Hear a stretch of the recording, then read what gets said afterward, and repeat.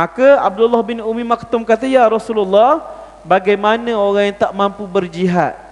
Selepas pertanyaan Abdullah bin Umi Maktum, maka Rasulullah sallallahu alaihi wasallam terdiam sekali lagi.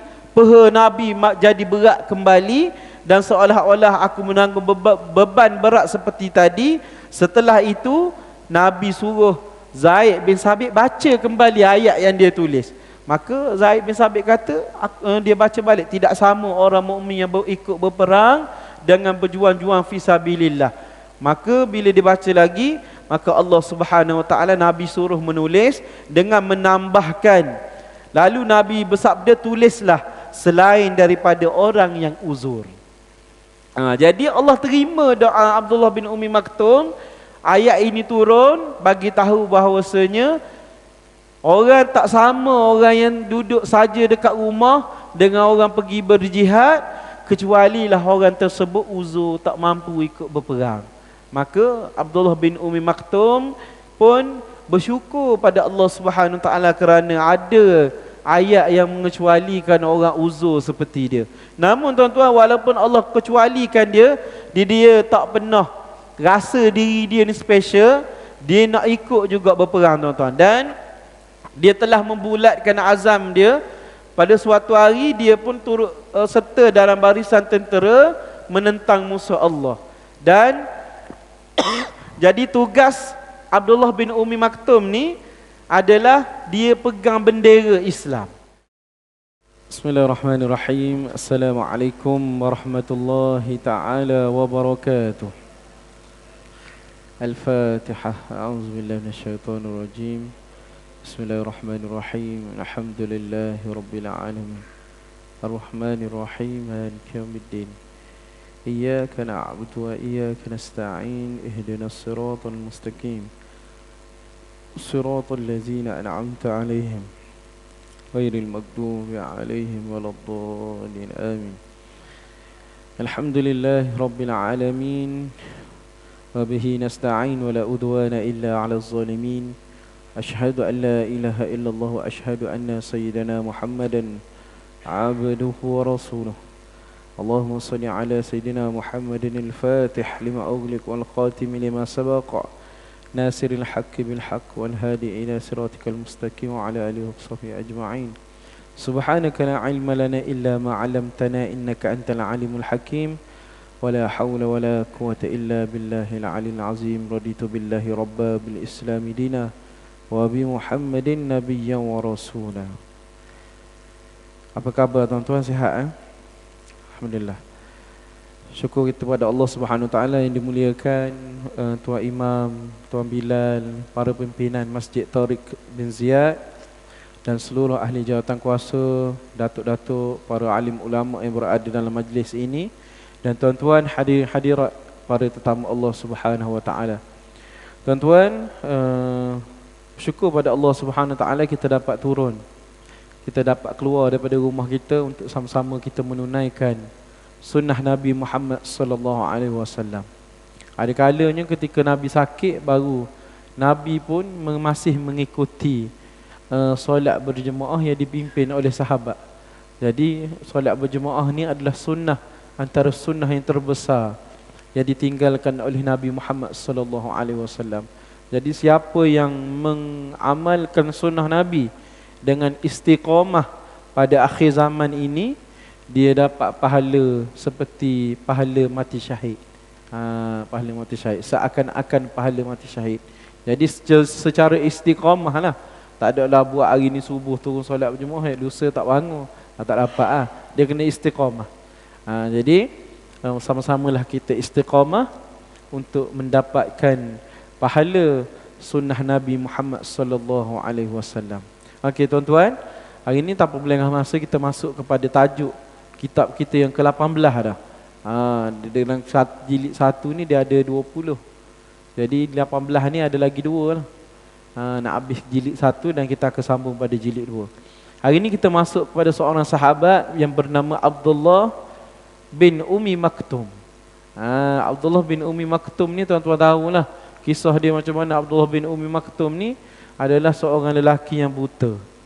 Buta, dan dia adalah muazzin yang kedua Nabi Muhammad sallallahu alaihi wasallam. Selepas daripada Bilal bin Rabah, muazzin kedua ataupun tukar azan yang kedua, Bilal yang kedua adalah Abdullah bin Ummi Maktum, seorang lelaki yang buta. Dan kisah Abdullah bin Ummi Maktum ni dia ada kisah yang menarik, yang mana Allah telah tegur Nabi dengan menurunkan ayat sebanyak 16 ayat. Tegur Nabi disebabkan oleh Abdullah bin Ummi Maktum. Dan ayat ni kita baca daripada zaman Nabi, diturunkan pada zaman Nabi sehingga hari kiamat kita akan baca surah ni. Surah ini ada dalam Al-Quran. Surah ini adalah teguran daripada Allah Subhanahu wa taala kepada Nabi Muhammad kerana di atas kelakuan Nabi Muhammad terhadap Abdullah bin Ummi Maktum. Kita tengok apa yang kelakuan Nabi yang menyebabkan Allah Subhanahu wa taala menegur Nabi di dalam Al-Quran dengan menurunkan wahyu.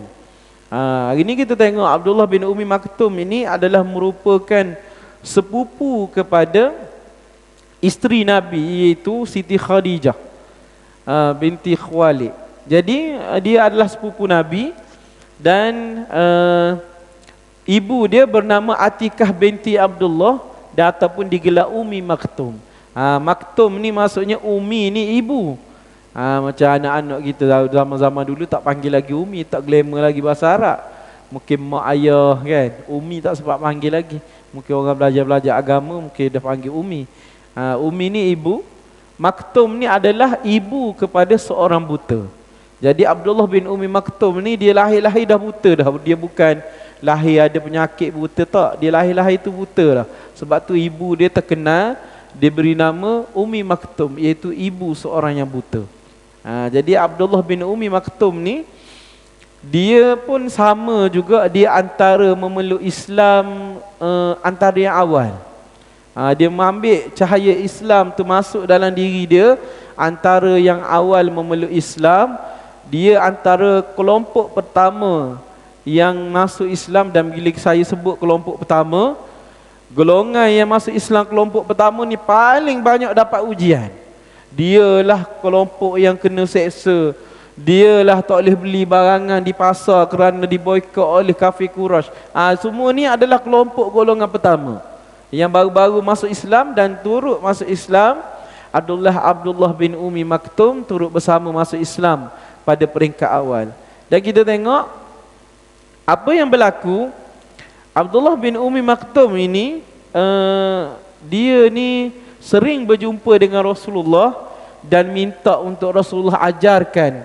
Dia mesti tanya setiap hari, dia datang pada Rasulullah, "Wahai pesuruh Allah, ada tak ayat-ayat hari ni yang kamu boleh ajar kepada aku? Ada tak peringatan-peringatan daripada Allah yang kamu boleh ajar aku pada hari ni?" Setiap hari mesti Abdullah bin Ummi Maktum jumpa Rasulullah. Dan pada waktu itu kenalah satu hari ini Rasulullah sallallahu alaihi wasallam suka untuk buat dialog. Buat dialog bersama dengan apa? Bersama dengan pemimpin-pemimpin besar Arab Quraisy ni. Kepala-kepala Arab Quraisy ni lah. Jadi dikenali dengan Abu Jahal, Umayyah bin Khalaf dan Walid bin Mughirah. Jadi ni antara tiga orang ni adalah pemimpin besar di Mekah pada waktu itu. Jadi waktu ni Nabi telah susun satu mesyuarat ataupun satu dialog bersama dengan pembesar Mekah ni. Jadi Nabi pun dengan hasrat Nabi nak mengislamkan mereka. Nabi menyebarkan dakwah Islam, Nabi bagi tahu dakwah Islam. Jadi waktu berlakulah dialog ni, maka Nabi bercakap dengan Abu Jahal, dengan Umayyah bin Khalaf, dengan Walid bin Mughirah.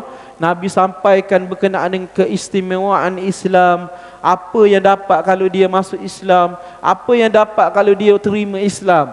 Tiba-tiba tuan-tuan, Nabi sedang berdakwah kepada pemimpin-pemimpin yang besar ni, datang Abdullah bin Ummi Maktum ni buta tuan-tuan, dia tak nampak apa Nabi buat. Jadi dia datang kepada Nabi, sedangkan Nabi pada waktu itu sedang berdakwah kepada pembesar, sedang berdakwah kepada pemimpin. Dia tak nampak, dia datang kepada Nabi, dia duduk tepi Nabi dan dia kata, "Wahai Rasulullah, boleh tak kamu ajarkan beberapa ayat kepada aku peringatan daripada Allah. Jadi apa yang berlaku? Nabi ni tengah bercakap, Nabi tengah sampaikan dakwah kepada pemimpin Arab Quraisy ni, yang kalau pemimpin Arab Quraisy 3 orang ni salah satu mereka dapat masuk Islam pun dah menguntungkan Islam. Jadi Nabi pun fokus kepada 3 orang ni. Datang Abdullah bin Umi Maktum, tiba-tiba bercakap. Macam kita lah tuan-tuan, kita tengah seronok, tengah bercerita, tiba-tiba datang kawan sebelah duk cerita benda lain. Kita tak bercara sangat dah ke dia, sebab kita duk tengok ni, kita duk tengah bercerita ke kawan yang lain. Mungkin kita kata sekejap aku nak cerita dulu. Mungkin kita cakap macam tu. Tapi bila Abdullah bin Umi Maktum datang di tepi Nabi, dia duduk dan tanyakan soalan, minta Nabi berikan ayat-ayat Al-Quran peringatan daripada Allah. Nabi tengok dia, Nabi pun toleh balik. Tak marah tuan-tuan, Nabi tak marah. Nabi tengok sahaja Abdullah bin Umi Maktum, lalu Nabi memalingkan muka daripada Abdullah bin Umi Maktum. Nabi tak hiraukan, dan Nabi meneruskan apa? Meneruskan dakwah dia terhadap 3 orang pembesar. Bayangkan tuan-tuan, setelah selesai berdakwah kepada 3 orang pembesar, lalu Nabi ni nak balik daripada daripada berdekatan dengan Kaabah ni, Nabi pun nak balik ke rumah dia. Bila Nabi nak balik ke rumah dia, Nabi ni jadi macam satu pukulan yang sangat berat di kepala Nabi. Pukulan yang sangat berat, dan mata Nabi ni jadi macam pitam, jadi gelap. Rasa nak pengsan, rasa gelap dunia ni.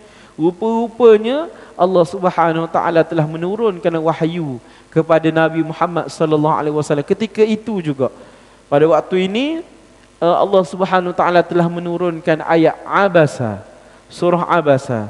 A'udzu billahi minasyaitonir rajim. Bismillahirrahmanirrahim. Abasa wa tawalla an ja'ahul a'ma wa ma yudrika la'allahu yazzakka aw yadhakkaru fatanfa'ahu adh-dhikra amma man istaghna fa anta lahu tasadda, ila akhir ayat. Ayat 1 hingga ayat 16 Allah tegur Nabi Muhammad sallallahu alaihi wasallam kerana tidak melayani Abdullah bin Umi Maktum. Apa yang maksud surah Abasa ni? Allah tegur Nabi, Abasa wa tawalla. Dia, yakni Muhammad, telah memasamkan muka dan berpaling. Masa Abdullah bin Umi Maktum tengah tanya soalan pada Nabi, Nabi tengok Abdullah bin Umi Maktum, Nabi tak jawab, Nabi terus berpaling kepada pembesar Arab Quraisy ni. Maka Allah sebut, kerana seorang yang buta datang kepadanya, dan apa jalannya engkau dapat mengetahui? Tahukah engkau barangkali dia ingin membersihkan dirinya daripada dosa, atau dia ingin mendapatkan pengajaran, lalu pengajaran itu memberi manfaat kepadanya. Adapun orang yang merasa dirinya serba cukup dan tidak berhajat lagi kepada Al-Quran, maka engkau bersungguh-sungguh melayaninya. Apa maksud Allah Subhanahu Wa Taala bagi tahu? Abdullah bin Umi Maktum ni datang jumpa Rasulullah. Dia ni lapang hati dia nak terima Islam, terlapang hati dia nak terima ayat-ayat Al-Quran. Tapi kamu, wahai Muhammad, kamu tak layan. Sedangkan pemimpin Quraisy berada di hadapan kamu, mereka tidak berhajat pun pada hidayah Islam. Mereka tak nak pun pada Al-Quran. Tetapi kenapa kamu layan dia lebih? Sedangkan orang yang betul-betul berhajat untuk menghapuskan dosa, untuk mendapatkan pengajaran daripada Al-Quran, kamu tak layan pun.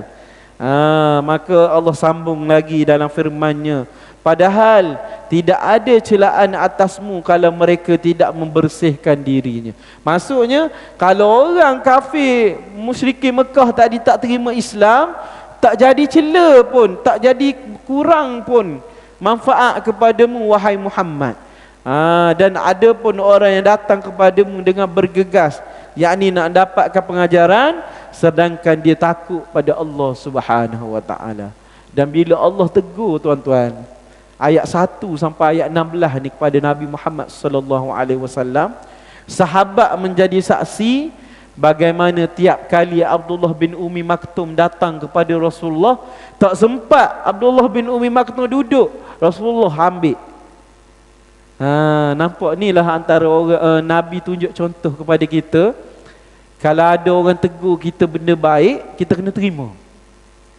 Lagi-lagi Allah tegur kita.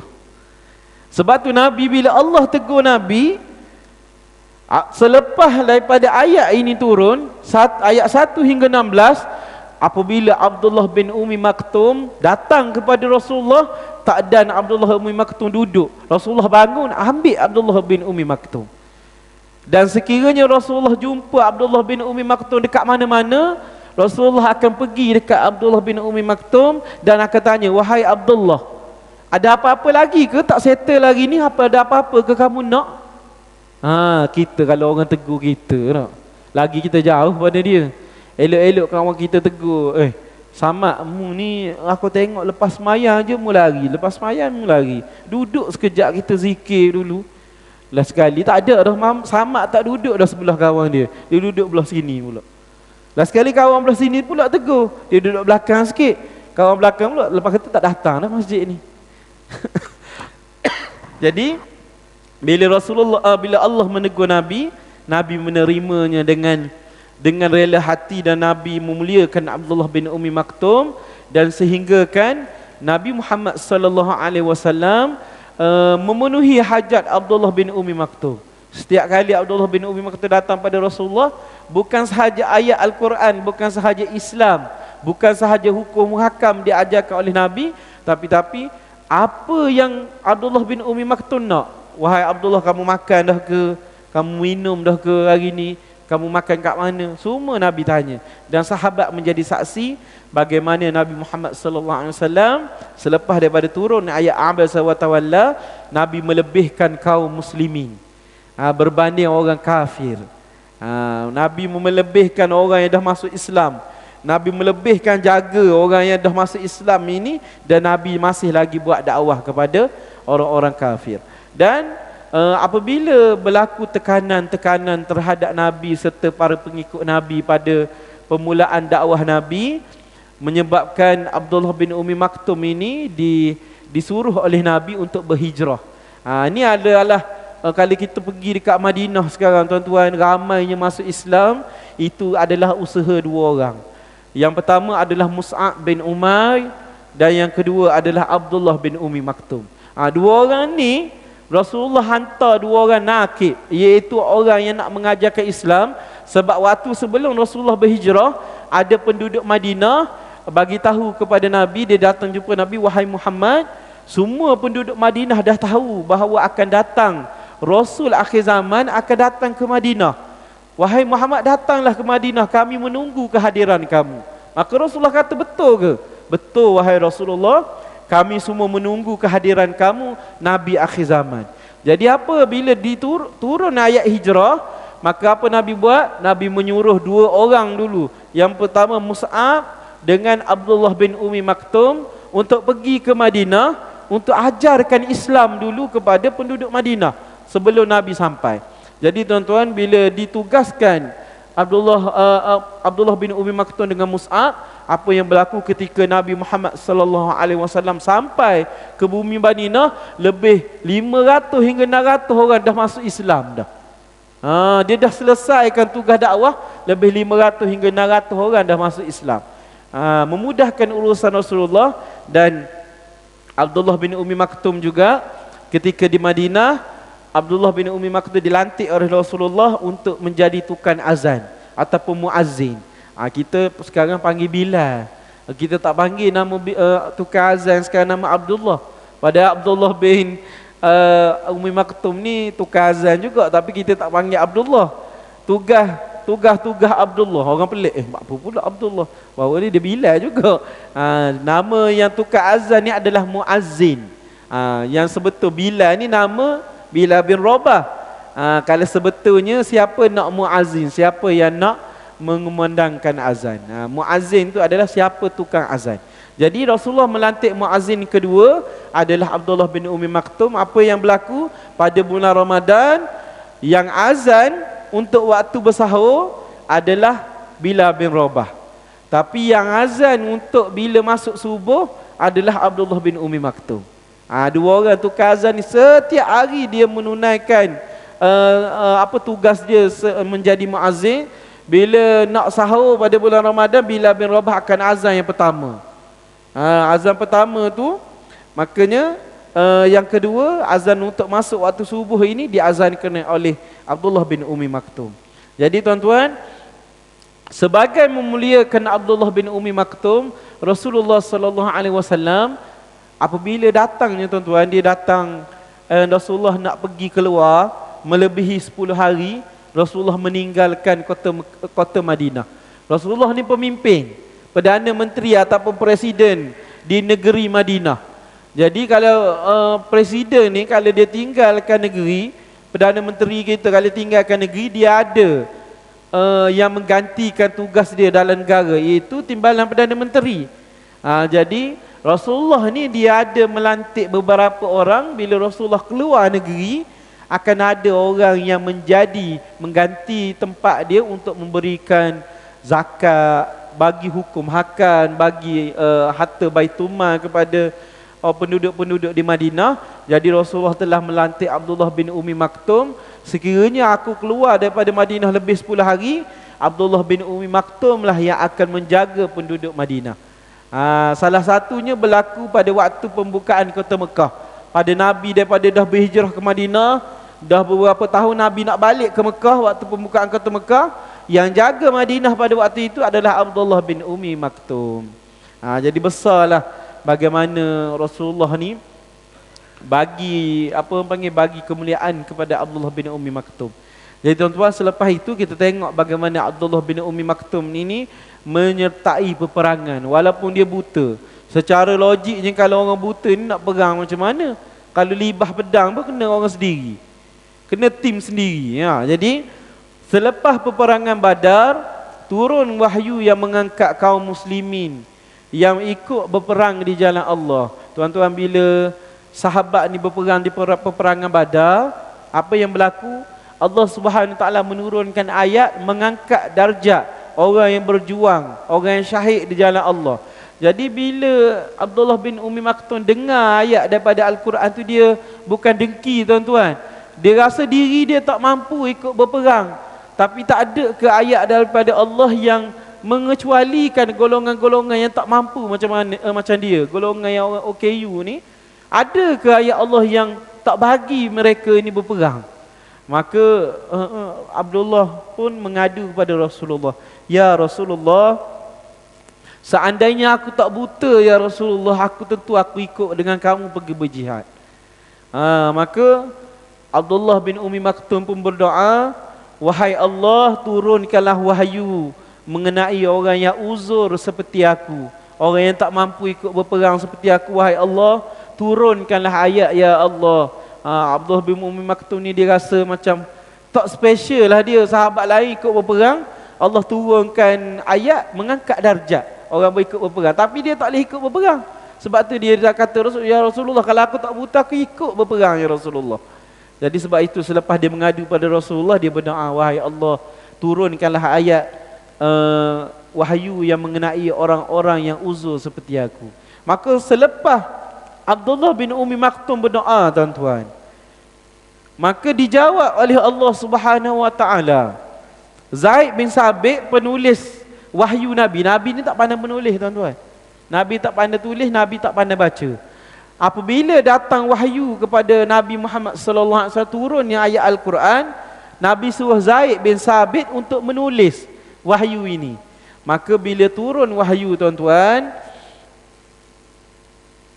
Rasulullah menceritakan, aku duduk di samping Rasulullah, tiba-tiba baginda terdiam kaku, dan sedangkan peha baginda menyentuh peha aku. Ibarat macam ni tuan-tuan. Zaid bin Sabit ini pada waktu dia ceritakan nak turun ayat untuk orang uzur tidak perlu menyertai peperangan, peha Rasulullah dengan peha Zaid bin Sabit ini duduk bertindan. Maksudnya peha Rasulullah ke atas, peha Zaid bin Sabit dekat bawah. Belaga lutut lah kita panggil, belaga lutut. Jadi tiba-tiba baginda terdiam kaku pada waktu aku duduk di sebelahnya, dan peha baginda menyentuh pehaku. Aku belum pernah merasakan beban yang paling berat melebihi berat peha Rasulullah seketika itu. Waktu wahyu nak turun tuan-tuan, bukan mudah tuan-tuan. Nabi bila wahyu nak turun, mesti berlaku perkara. Contoh Nabi macam tadi, nak turun surah Awasa, Nabi nak pengsan tuan-tuan. Nak turun surah ni Nabi diam. Badan Nabi jadi berat sehingga Zaid bin Sabit kata, aku tak pernah lagi merasakan beban di atas peha aku seberat peha Nabi Muhammad sallallahu alaihi wasallam. Dan setelah keadaan itu kembali pulih, baginda berkata, Rasulullah berkata, wahai Zaid, tulislah. Tulislah. Maksudnya bila tulislah, Zaid tahulah bahawanya wahyu daripada Allah kepada Nabi sudah turun. Maksudnya lalu Zaid menulis, la yastawil qa'idun minal mu'minin ghairul ulid darari wal mujahidun fi sabilillah. Apa ayat yang turun pada waktu itu? Selepas Abdullah bin Umi Maktum doa, tidak sama keadaan orang mukmin yang duduk, yakni tidak berperang, dengan pejuang-pejuang berjihad fi sabilillah. Sampai ayat ni dulu. Maka Abdullah bin Umi Maktum kata, ya Rasulullah, bagaimana orang yang tak mampu berjihad? Selepas pertanyaan Abdullah bin Umi Maktum, maka Rasulullah sallallahu alaihi wasallam terdiam sekali lagi. Peha Nabi jadi berat kembali, dan seolah-olah aku menanggung beban berat seperti tadi. Setelah itu Nabi suruh Zaid bin Sabit baca kembali ayat yang dia tulis. Maka Zaid bin Sabit kata, dia baca balik, tidak sama orang mukmin yang ikut berperang dengan berjuang-juang fi sabilillah. Maka bila dibaca lagi, maka Allah Subhanahu wa taala Nabi suruh menulis dengan menambahkan. Lalu Nabi bersabda, tulislah selain daripada orang yang uzur. Jadi Allah terima doa Abdullah bin Umi Maktum. Ayat ini turun bagi tahu bahawasanya orang tak sama orang yang duduk saja dekat rumah dengan orang pergi berjihad, kecuali lah orang tersebut uzur, tak mampu ikut berperang. Maka Abdullah bin Umi Maktum pun bersyukur pada Allah Subhanahu wa taala kerana ada ayat yang mengecualikan orang uzur seperti dia. Namun tuan-tuan, walaupun Allah kecualikan dia tak pernah rasa diri dia ni special. Dia nak ikut juga berperang tuan-tuan. Dan dia telah membulatkan azam dia. Pada suatu hari dia pun turut serta dalam barisan tentera menentang musuh Allah. Dan jadi tugas Abdullah bin Umi Maktum ni adalah dia pegang bendera Islam. Kalau kita tengok peperangan dulu tuan-tuan, bendera ni mesti berkibar. Kalau berperang dulu, kalau bendera panji ni jatuh, maksudnya tentera tu akan kalah. Kalau tuan-tuan tengok mana-mana peperangan dekat dalam cerita ke, tuan-tuan tengok berlaku peperangan, kalau orang pegang bendera tu jatuh, mesti dia akan lantik siapa-siapa untuk angkat balik bendera. Jadi berlaku juga Abdullah bin Umi Maktum ni ditempatkan antara dua barisan. Dia membawa panji peperangan, dan aku akan memegang erat-erat dan menjaga untuk kalian. Aku seorang yang buta, sudah pasti aku tidak mampu melarikan diri. Abdullah bin Umi Maktum ni dia kelakar juga tuan-tuan. Dia kata apa? Bagi aku pegang bendera, musuh datang ramai mana pun aku tak nampak, jadi aku pegang je bendera. Maksudnya aku akan mengibarkan panji, walaupun seramai mana musuh datang depan aku ni buta, aku tak nampak. Kamu nyari risau, aku tak takut. Jadi pada tahun 14 Hijrah, Khalifah Umar Ibn Khattab telah menghantar satu angkatan perang ke negeri Rom, nak menjajah Rom, dalam barisan tentera Islam yang dipimpin oleh Sa'ad bin Abi Waqqas. Dan dalam tentera tersebut ada Abdullah bin Umi Maktum. Jadi pada waktu ini pemuda pasukan tentera Islam ini pergi Al-Qadasiyah, pergi berperang di Rom. Abdullah bin Umi Maktum pakai baju besi, pakai kelengkapan yang sempurna, dan dia tawarkan untuk membawa bendera Islam. Tuan-tuan, bila berperang dengan Rom ni adalah pada zaman tersebut adalah dia sangat mahir dengan teknologi perang. Kalau tuan-tuan ingat cerita Anas bin Malik, bagaimana Anas bin Malik waktu berperang dengan Parsi dengan Rom ni, waktu tentera Islam tengah kepung dekat luar, tentera Parsi keluar teknologi, satu alat teknologi, satu rantai besi. Dekat rantai besi itu ada mata kail yang sangat banyak. Bila tentera Islam berkampung di hadapan kota Rom tu, kota Rom, askar Rom ni dia baling rantai besi tersebut, rantai besi tu dipanaskan, lalu dia tarik rantai besi tu, dan lekatlah orang Islam pada rantai besi tersebut.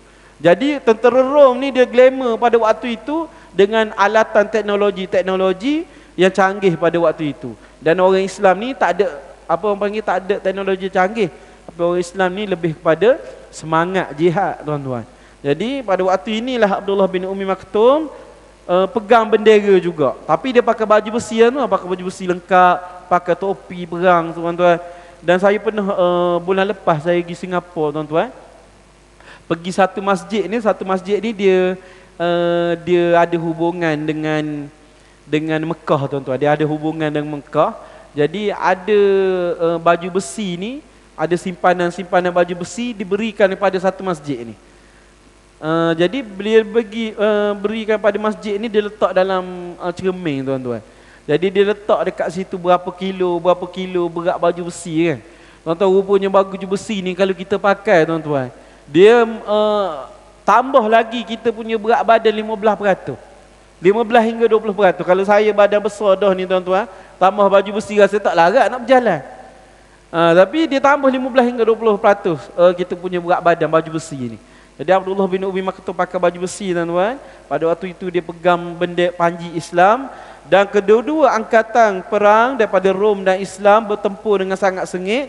Dan pada waktu ini sangat sengit yang sahabat tidak dapat menceritakan bagaimana tegangnya situasi ini, bagaimana maut bunuh kiri kanan berperangnya, ada jasad yang wafat, ada jasad yang syahid, ada jasad daripada kaum bukan Islam mati sebagainya, manakala yang satu lagi adalah pemenang. Maka pemenang pada peperangan ini adalah angkatan Islam, dan tewas tentera Rom bererti tumbanglah sebuah kerajaan yang besar di dunia pada waktu itu, pada zaman Khalifah Sayyidina Umar Al-Khattab.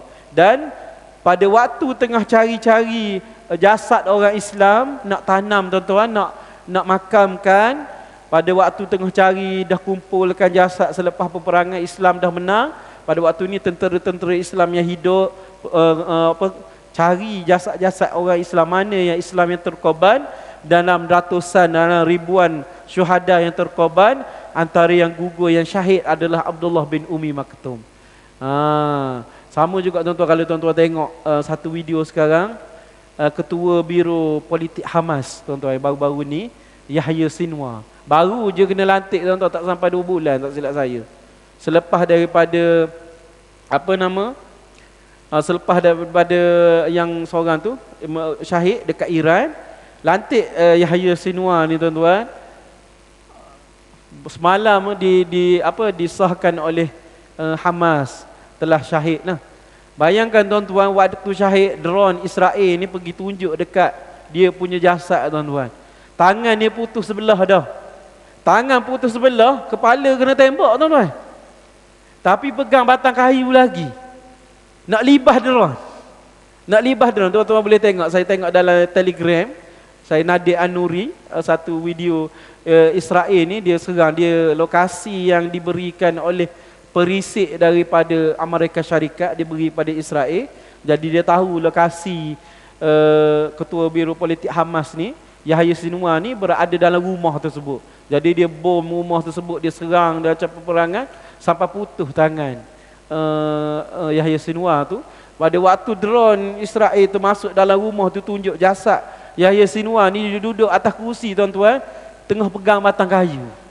Putus tangan ni, tuan-tuan, putus tangan sebelah, menitik lagi darah. Putus tangan, pegang lagi kayu, nak berjuang di jalan Allah Subhanahu Wa Taala. Kata-kata dia pernah bagi tahu kepada orang Palestin, dia kata, antara kamu nak berjuang ataupun tidak, dua-dua mati. Kalau kamu berjuang pun kamu mati, kamu tak berjuang pun kamu mati. Jadi orang Palestin, apa pilihan kamu? Jadi dia bagi pilihan kepada orang Palestin. Iaitu begitu juga tuan-tuan. Para syuhada ni kita tengok sahabat Nabi bukan dia mari masjid saja. Bukan mari masjid saja, bukan duduk saja, tapi mereka juga berperang di jalan Allah Subhanahu Wa Taala. Seperti yang saya ceritakan kisah hari ini, Abdullah bin Ummi Maktum, walaupun kudrat dia uzur, OKU tuan-tuan, buta, tetapi dia tetap menyertai peperangan bersama dengan sahabat-sahabat Nabi ingin meluaskan kepimpinan Islam sehingga serata dunia. Dan Abdullah bin Ummi Maktum syahid di peperangan Al-Qadasiyah di Rom, tuan-tuan. Kali itu saja daripada saya, tuan-tuan. Mudah-mudahan kita mendapat sedikit pengajaran daripada penceritaan yang disampaikan oleh saya, dan apa yang salah itu kelemahan saya, yang lebih itu daripada Allah Subhanahu Wa Taala. Dan kita tutup dengan tasbih kifarah dan surah An-As. Subhanakallahumma wa bihamdika asyhadu an la ilaha illa anta astaghfiruka wa atubu ilaik. Bismillahirrahmanirrahim. Wal 'asr innal insana lafi khusr illa allazina amanu wa 'amilus solihat wa tawassaw bil haqq wa tawassaw bis sabr. Wassalamualaikum warahmatullahi taala wabarakatuh.